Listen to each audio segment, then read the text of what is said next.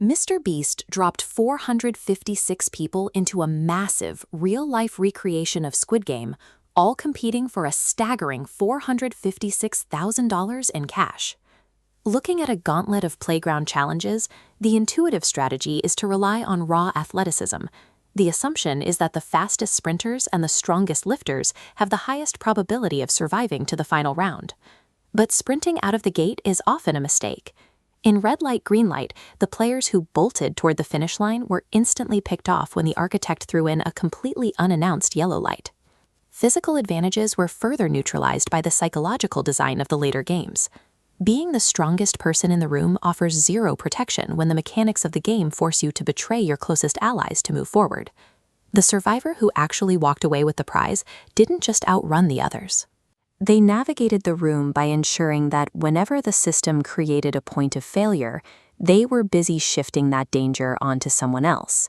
This survival strategy begins with mastering strategic inaction, letting everyone else trigger the hidden traps.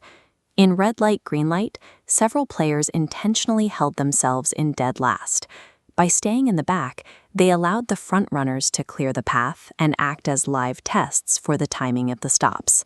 This method of forcing others to take the hit reaches its peak during the glass bridge. This represents the brutal mathematics of the bridge. Every consecutive leap a player takes slashes their 50% survival chance in half.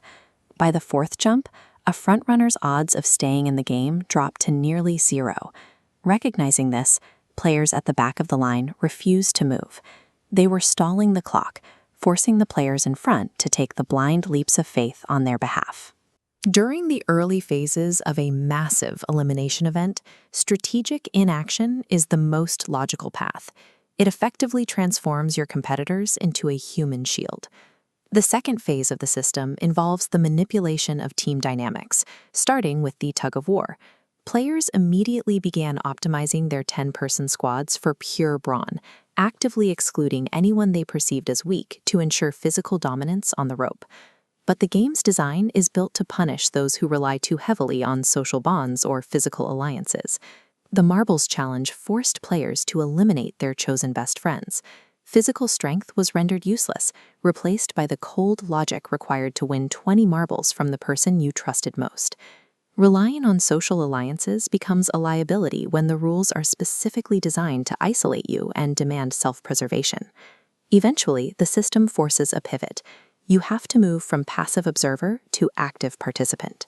In the final stages, infinite patience is punished by the clock.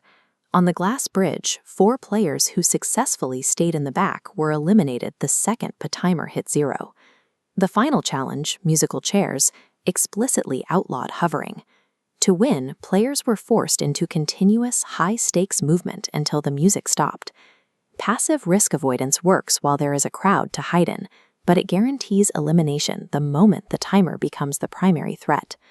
Taking home the $456,000 required player 079 to balance these conflicting demands perfectly. They didn't rely on a single rigid tactic. They survived by adapting their behavior to the shifting rules of each new phase. We can map this onto a matrix of risk and reward. Tracking player 079, they spent the majority of the game in the low-action, low-risk quadrant, staying out of the spotlight, before moving rapidly into high-stakes action at the end. Survival depends on recognizing which rule set you are currently operating in. You have to know when it is time to hide behind the herd and exactly when it is time to take the final leap yourself.